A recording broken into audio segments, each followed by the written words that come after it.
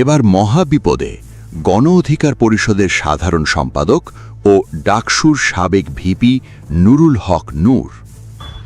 নুরু কিছুক্ষণ আগে একটা ভিডিও দেখলাম, বুঝছেন, সে চিল্লায় কইতেছে ওখানে কিয়ামতের আগে বলে বাংলাদেশে নির্বাচন হবে না। না না, কথাটি ভেবে করেনি। বলতে হইলো বাংলাদেশে যদি কিয়ামত হয়ে যায় না, বাংলাদেশে যদি কিয়ামত হয়ে যায় তারপরে বাংলাদেশে কোনো নির্বাচন হবে না, কারণ তারা হলো ইলেকটেড গভর্নমেন্ট, 5 বছরের জন্য তারা গদ্দিতে বসছে। কিয়ামত হয়ে গেল, তাদেরকে নামানো যাবে না। বিএনপি কোনোভাবে, আমি এটা বিশ্বাস করি যে বিএনপি অন্তত এই 5 বছরে কোনোভাবেই ফেইলিওর হবে না। আন্দোলন সংগ্রাম 4 বছর পরে করেন, নির্বাচন তো আর 5 বছর আগে কোনোভাবেই সম্ভব না। কিয়ামত হয়ে গেলেও তো নির্বাচন সম্ভব না, কারণ জনগণ ম্যান্ডেট দিয়েছে এই সরকারকে 5 বছরের জন্য। সুতরাং আপনাদের যদি পলিটিক্যাল, আপনারা একটা রাজনৈতিক দল হিসেবে সরকারকে চাপে রাখবেন, প্রেশার ক্রিয়েট করবেন, সেটা ভালো, সেটা 4 বছর পরে করেন। এখন পলিসিগত দিক থেকে এখন ওপেন সংসদ আছে, সেখানে ডিবেট করেন। এরা কইতাছে আন্দোলন সংগ্রাম 5 বছর পরে করবি, কারণ জনগণ না খেয়ে তাকে ম্যান্ডেট দিয়ে 5 বছর পর্যন্ত ক্ষমতা বসেছে।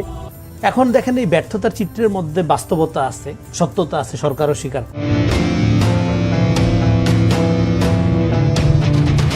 এতক্ষণ দেখছিলেন সংবাদের অংশবিশেষ।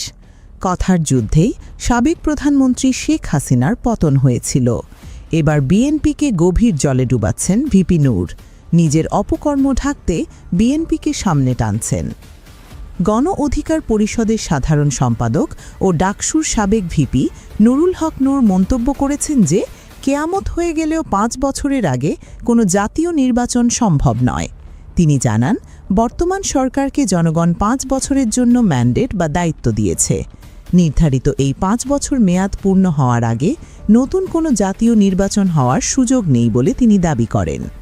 তবে এরপর থেকেই জনগণের মধ্যে এই গণতান্ত্রিক বোঝাপড়া নিয়ে আলোচনা সমালোচনা শুরু হয়েছে। এমনকি গুঞ্জন উঠেছে তার এই বক্তব্যের জন্য বিএনপিও তাকে চাটাই করতে যাচ্ছে। তো চলুন এই বিষয়ে বিশ্লেষক ও ভিপি নূর কি বলছেন বিস্তারিত দেখে নিই। প্রথমে থাকা ভিডিও ক্লিপগুলো দেখেই বুঝতে পেরেছেন আজকের ভিডিওটি কতটা গুরুত্বপূর্ণ হতে যাচ্ছে এবং কোন বিষয়ের দিকে ইঙ্গিত করছে। তাই আজকের ভিডিওটি দেখলে বাংলাদেশের রাজনৈতিক সর্বশেষ পরিস্থিতি সম্পর্কে খুবই গুরুত্বপূর্ণ কিছু তথ্য পেয়ে যাবেন। ধৈর্য ধরে সম্পূর্ণ ভিডিওটি দেখার অনুরোধ রইল। তার আগে ছোট করে একটি অনুরোধ, আপনারা যদি এ ধরনের রাজনৈতিক ভিডিওগুলো দেখতে পছন্দ করে থাকেন অবশ্যই চ্যানেলটি সাবস্ক্রাইব করে পরবর্তী ভিডিওটি সবার আগে পাওয়ার জন্য বেল আইকনটি অল করে দিবেন। চলুন দর্শক, কথা না বাড়িয়ে একটি লাইক দিয়ে একে একে সেই ভিডিওগুলো দেখে আসি।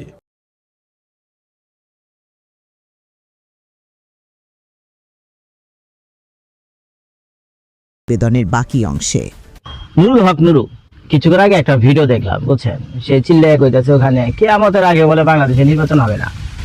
না না, কথাটি ভেবে করেনি। বলতে হইলো বাংলাদেশে যদি কিয়ামত হয়ে যায় না, বাংলাদেশে যদি কিয়ামত হয়ে যায় তারপরে বাংলাদেশে কোনো নির্বাচন হবে না, কারণ তারা হলো ইলেকটেড গভর্নমেন্ট, 5 বছরের জন্য তারা গদ্দিতে বসছে। কিয়ামত হয়ে গেল, তাদেরকে নামানো যাবে না। তো এই কথাটা শোনার পর ভাই গোসাই লাগলো। ক্ষমতা এমন একটা জিনিস, ক্ষমতা যখন কেউ পাওয়া যায়, ক্ষমতার স্বাদ যখন কেউ পাওয়া যায়, তখন ভাই বাপ কেউ চেনে না, নিজের বউ কেউ চেনে না, পোলাপান চেনে না, আর রাষ্ট্র তো বহুত দূরকা বাদ। হ্যাঁ, আর আমি আপনারা যারা আমজনতা, সাধারণ পাবলিক, বুঝছেন, আমরা যারা আছি তাদের কথাটা আমি বাদই দিলাম। তো উনি যখন ক্ষমতায় ছিলেন না, তখন ভাবছিলাম উনি ক্ষমতায় গেলে মানে সবকিছু ছিঁড়ে বেড়ে আড়ি বানিয়ে ফেলবে, বুঝছেন। তো যার ফলে সাধারণ মানুষ কিন্তু ভালোই তাকে সাপোর্ট করতো, বিশেষ করে প্রবাসীরা তাকে ভালো সাপোর্ট করতো। কিন্তু এখন ক্ষমতায় যাওয়ার পর অন্য পলিটিশিয়ানরা, মন্ত্রী এমপিরা যে ধরনের ক্রাইমের সাথে ইনভলভ হয়, তো উনি মোটামুটি এর বাইরে না, মানে ভালোই ক্রাইমের ভিতরে ইনভলভ। ওনার আত্মীয় স্বজন, তারপরে ওনার চাচা ভাতিজা থেকে নিয়ে শুরু করা এমন কোনো বাদ নাই। ওনার যে বরিশালে যে অঞ্চল থেকে উনি নির্বাচিত হয়েছেন, এবং আপনারা তো জানেন উনি হলো বাংলাদেশের প্রবাসী কল্যাণ মন্ত্রী। তো ওই সুবাদে যা করার অন্য 10 জন যা করে উনি ব্যতিক্রম না, মানে ভালোই চালিয়ে যেতেছে। তো এটার উপর বেস করে আমাদের ইলিয়াস ভাইয়া বহুত কষ্টের সাথে একটা ভিডিও বানাইছে। তো সেই ভিডিওতে তার পুরা চিঠা, যেটাকে বলে নাকি কুণ্ডলী, নুরুল হক নুরু পুরো কুণ্ডলী ওইটার ভিতরে দেওয়া আছে। আপনারা যারা দেখেনি সেখানে দেখে আসেন। তো নুরুল হক নুরু ওই ভিডিও দেখার পর সভাপত খুব উত্তেজিত হয়ে গিয়া, বুঝছেন, নুরুল খুব উত্তেজিত হয়ে গিয়া। তো এখন সে এইগুলোকে মানে কাউন্টার করতে গিয়া নানান জায়গায় এইসব করে বেড়াইতেছে যে ভাই কিয়ামত হয়ে গেল, তাকে সরানো যাবে না। তো ইলিয়াসের যে ভিডিও ছিল সেটা তো আপনাকে সরানোর জন্য না, আপনি ক্রিমিনাল অ্যাক্টিভিটিস, আপনি কারাপশন করেন, এগুলি তেগুলি করেন, সে সাক্ষী প্রমাণ দিয়ে তার মতো করে করছে। যদি আপনার সেই ভিডিও জবাব দিতে হয়, সেগুলো জবাব দেন, সেগুলো যে মিথ্যা প্রমাণ করেন, বুঝছেন, সেগুলো তো আপনি করেননি। এখন আপনি চিল্লায়া করতেছেন যে কিয়ামত হয়ে গেল, বাংলাদেশ থেকে আমাদেরকে সরানো যাবে না। ভাই এরকম গর্ব এবং অহংকার শেখ হাসিনাও করছিল, আমাদের আপা শেখ হাসিনা করছিল, যে 2041 সাল পর্যন্ত মোটামুটি আমলি কিন্তু কনফার্ম। কিন্তু দেখেন আল্লাহর কি কুদরত, 2022 সালে নির্বাচন হলো, মাত্র 2টা বছর, 2024 সালের 5ই আগস্ট সে চলে গেল। সে কি কোনোদিন ভেবেছিল? ভাবেনি, কারণ এটা হলো কিসমত। আল্লাহ তাআলা যার ভাগ্যে রাখছে সেটাই হবে ভাই, কিয়ামত আসার দরকার নাই। আর আপনি যেগুলো বলতেছেন এগুলো তো ভাই কি বলে, মানে কাফেরদের মতো কথাবার্তা বলতেছেন, বুঝছেন? কিয়ামত হলো আপনাদেরকে সরানো যাবে না ভাই। আল্লাহ তাআলার উপর যদি ভরসা রাখেন, আল্লাহ তাআলার উপর যদি বিশ্বাস করেন, আপনি তো মুসলমান নাম চিহ্ন তো মনে হয়, তাহলে অন্তত বিশ্বাস করেন যে আল্লাহ যদি ইচ্ছা করে যে কোনো সময় যে কোনো কিছু হতে পারে। যেমন কিছুক্ষণ আগে উদাহরণ দিলাম, 2022 সালে শেখ হাসিনা সরকার গঠন করলো, 2টা বছরও টিকলো না, 2024 সালে তাকে চলে যেতে হলো। আর আপনারা সরকার গঠন করছেন কত, 6 মাস। আর শেখ হাসিনা সরকারের তুলনায় আপনাদের সরকার তো আকাশ পাতাল পার্থক্য। শেখ হাসিনা সরকার যদি হয়ে থাকে একটা হিমালয় পর্বতমালা, আর আপনারা হলেন বাংলাদেশে কেউ কারানো সিরিয়াস ভাই, আপনারা বাংলাদেশে কেউ কারানো সেই হিমালয় পর্বতমালাও ঠিকই নেই। এখন তাদের কিসমতে ছিল, আল্লাহ ইশারা হয়েছে, তাদের কিসমতে ছিল, তো যার ফলে তাদের পতন হয়েছে। তো এখন যে এগুলো অহংকার ভেরা কথাবার্তা বলেন, কেয়ামত হয়ে গেল আপনাদেরকে সরানো যেগুলো ভুল। আর আপনারা যেসব আকাম কুকাম শুরু করছেন, বর্তমান সরকার যেভাবে লড়র বড়র করে দিচ্ছে পুরা বাংলাদেশ, বুঝছেন? গ্যাস নাই, পানি নাই, বিদ্যুৎ নাই। আরে ভাই, বাংলাদেশের 10 লাখ রিক্সাওয়ালারা তো আপনাদের, বুঝছেন, একটা যদি চান্স পায় না, বাংলাদেশের যে 10 লাখ সিএনজি ওয়ালা রিক্সাওয়ালা আছে, বুঝছেন, এরা যদি একটা সুযোগ পায়, ভাই, মানে সাপ যেভাবে রাস্তায় পিটিয়ে মারে না, আপনাদেরকে সেভাবে পিটাবে মানুষ, বুঝছেন? আপনাদেরকে সেভাবে পিটাবে। কারণ যে পরিমাণ লাগামহীন এবং নিয়ন্ত্রণহীন দুর্নীতি, তারপরে অরাজকতা, এই যে আপনারা যে এগুলো করে যেতেছেন, বুঝছেন, এইগুলো ঠিক না ভাই। সাধারণ মানুষের কষ্ট দিয়ে, আর সাধারণ মানুষের পকেটে টাকা এখন আপনাদের পকেটে সব চলে গেছে। যারা বিদ্যুৎ বিল দিত 1500 টাকা, তারা বিদ্যুৎ বিলটা এখন 3000 টাকা, বুঝছেন? এই বাড়তি টাকাগুলো কোথায় যাচ্ছে? এই টাকাগুলো ভাই আপনাদের পকেটেই যাচ্ছে। গত এই 6 মাসে, গত শেখ হাসিনা চলে যাওয়ার গত 2 বছরে এমন কি ঘটলো বাংলাদেশে যে বিদ্যুৎ বিল ডাবল হইতে হইব? এমন কি ঘটলো বাংলাদেশে যে সবকিছুতে হাহাকার তৈরি হলো? এটা হলো সবকিছু হচ্ছে মিসম্যানেজমেন্টের জন্য ভাই। আমরা তো বোধহয় আমরা সব বুঝি। তো কাজী যা আপনারা করতেছেন, আপনারা তো বহুত অহংকার আপনাদের। 5 বছর ম্যান্ডেট নিয়ে আসছেন, যা খুশি তাই করবেন। কিয়ামত হলে আপনাদেরকে সরানো যাবে না ভাই। কিয়ামত হওয়ার দরকার নেই, কিয়ামত দরকার নেই। আর 6টা মাস ওয়েট করেন। ওই যে বাংলাদেশের যে সিএনজি ওয়ালা রিক্সার কথা বললাম, এরাই যদি বাংলাদেশের একটা উত্থান ঘটায়, এই সিএনজি ওয়ালা রিক্সারা যদি একটা উত্থান ঘটায়, বুঝছেন, তাহলে আপনাদের কাম সারা, বুঝছেন? আপনাদের কাম সারা। যেটা একটু আগে বললাম, আওয়ামী লীগ সরকার ছিল হিমালয় পর্বতমালা, বুঝছেন, তারাও টিকে থাকতে পারেনি। আর আপনি তো ভাই কেউ কেরাটো রাস্তা যেদের সাপ পিঠায় পারে না, আপনাদের এই অবস্থা, বুঝছেন? নিজেদেরকে সংশোধন করেন, অহংকার ভরা কথাবার্তা থেকে দূরে থাকেন। দেখেন, একটা সুযোগ পাইছেন, আল্লাহ তাআলা আপনাদেরকে সুযোগ দিয়েছেন, রাষ্ট্রটা সুন্দরভাবে চালান, করাপশন থেকে দূরে থাকেন, মানুষের ভালোবাসা মন জয় করার চেষ্টা করেন। বিএনপি কোনোভাবে, ধরেন আমি এটা বিশ্বাস করি যে বিএনপি অন্তত এই 5 বছরে কোনোভাবেই ফেইলিওর হবে না। এটা আমি দৃঢ়ভাবে বলতে পারি। আপনারা যেভাবেই সমালোচনা করেন না কেন, নিকুল ভাই একটু বলেছেন অযোগ্য কিছু লোকজনের কথা, সেটা ঠিক আছে। ইসলামের মধ্যে একটা হঠকারী দল হচ্ছে সরকারের বিরোধী দল, এবং যারা এই পর্যন্ত রাজনীতি করছে, হঠকারী রাজনীতি বাংলাদেশের শুরু থেকে, এখন তারা অফিসিয়ালি বিরোধী দল। এই নির্বাচন যদি ধরেন, আওয়ামী লীগ বিএনপি রাজনৈতিক দল ছিল, আওয়ামী লীগ যদি নির্বাচনে অংশ নেওয়ার সুযোগ পেত, জামাত 5টা সিটে 15-20টা সিট হয়তো যাইতো, তো বিরোধী দল হইতো। তো বিরোধী দলটাই এখানে একটা বড় রাজনৈতিক দল হিসেবে বিএনপির যে ভূমিকা ছিল, কিন্তু তাদের এপ্রিসিয়েট করা দরকার।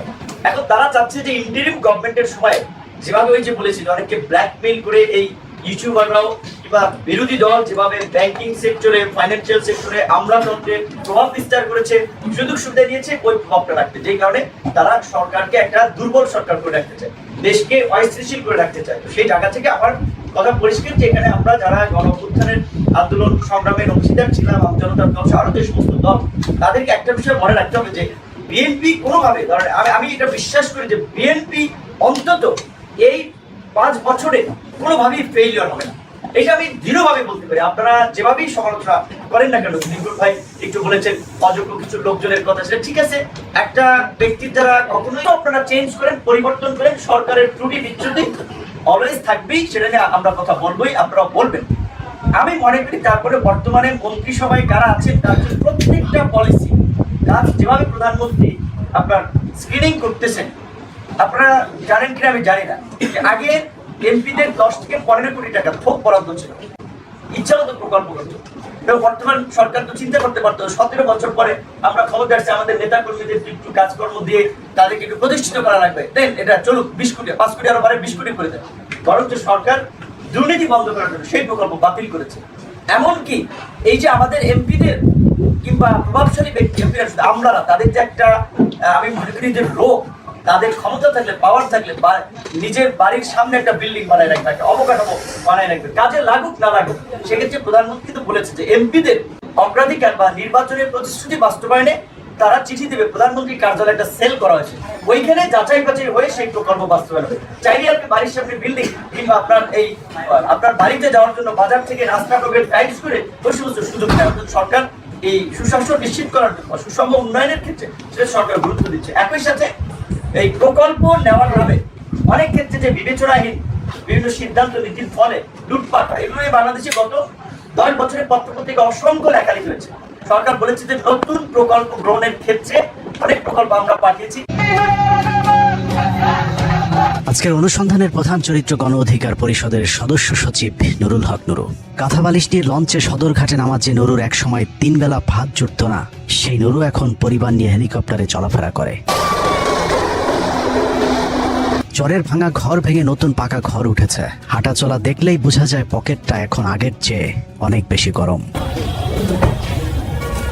নুরুকে নিয়ে অনুসন্ধান করতে গেলে বেশ কিছু চরিত্র সামনে চলে আসবে, যাদের অনেকে চায়ের দোকানদার থেকে শিল্পপতি, পাঙ্গাস মাছ বিক্রেতা থেকে কয়েক শত কোটি টাকার মালিক বনে গিয়েছেন। কয়েক বছরের ব্যবধানে নুরুর বিকাশে ভিক্ষা বৃদ্ধি, সরকারি অর্থ আত্মসাৎ আর তদ্বির বাণিজ্যে সবার আগে কপাল খুলেছে নুরুর বাবা ইদ্রিস হাওলাদারের। মনে মনে পালা খায়, মনে মনে যায়, তার সাথে যোগাযোগ করে তারেক রহমান। নুরুর বাবা ইদ্রিস হাওলাদারের শিক্ষাগত যোগ্যতা টিপসই। সারা জীবন দিনমজুর হিসেবে অন্যের জমির ধান চালের ওজন মাপার কাজ করেছেন, স্থানীয় ভাষায় যাকে বলা হয় কয়েল। যে কারণে নুরুর বাবাকে ডাকা হতো ইদ্রিস কয়েল্লা। বিভিন্ন এলাকা থেকে ধান চাল কেনা ব্যবসায়ীদের কাছে ধান বিক্রি করার সময় ইদ্রিস কয়েল্লার ব্যাপক চাহিদা ছিল, কারণ নুরুর বাবা নাকি ওজনে কাঠচুপিতে ছিলেন মহাদক্ষ। একমাত্র শালা ডাকসুর বিক্রি হয়েছে, তোর জন্য প্রয়োজনে গাড়ি লাগে, গাড়ি আমি একটা কিনে দেবো।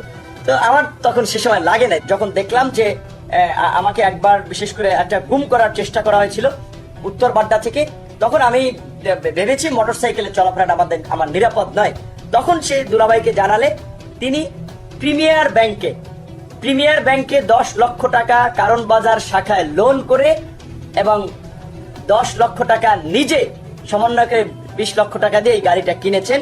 বিপিনুরের বাপে না হইলেও 10 থেকে 12 একর জমি আছে। তাদের ওই যে ধান গ্রামে আগে পাল্লা দিয়ে মাপতো, ওই যে হাতের পাল্লা দিয়া, ওই যে 5 সেরের পাল্লা ছিল, দাড়ি পাল্লা, সেটা মাপতো। যারা মাপতো তাদেরকে কয়েলদার বলে আর কি, কয়েল বলে। ধান মাপার কাজ করতে হতো।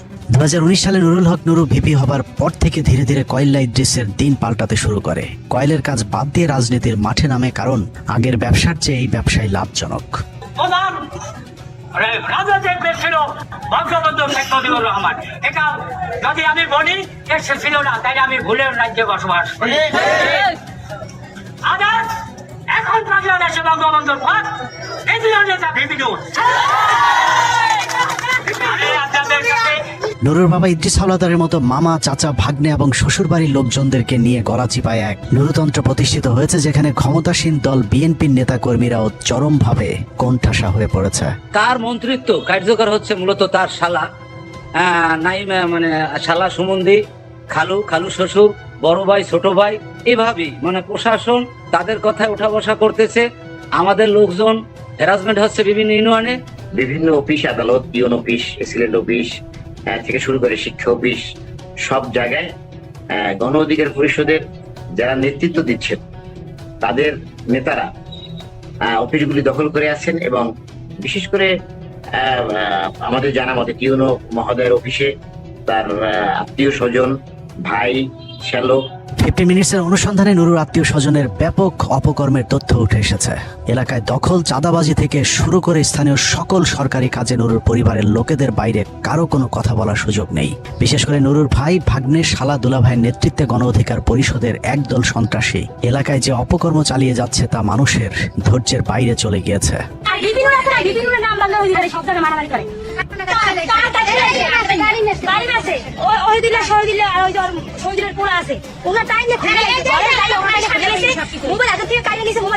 আমার স্বামীর ছিল বাড়ি দিয়ে পুরমে ঢালাই সুবাইতে এসে আর এই নাই এই তো আমার দেও বাসের উপর দড়িয়ে জালে দড়ি এই ঘরের মধ্যে ঢুকছে 3 দিন ভাই ঘরের জাল দিয়ে টাকা ছিল আমার জালে দালাই ধরে 3 দিন নাই সব হয়ে গেছে। ওইদিন কামাল সে বিপুলের নাম ভাঙাইয়া আমাদের 10 টাকা গলাচিপার ভিতরে সে অনেক পাওয়ার দেখায়, দাপট দেখায়, প্রভাব খাটায় আমাদের ঘর বাড়ি লুটপাট। এই ভিডিওগুলো দেখছিলেন, এ সম্পর্কে আপনাদের মতামত কমেন্টে লিখে পাঠাবেন। ভিডিও ভালো লাগলে চ্যানেলটি সাবস্ক্রাইব করে আমাদের সাথেই থাকতে পারেন। এতক্ষণ সাথে থাকার জন্য ধন্যবাদ।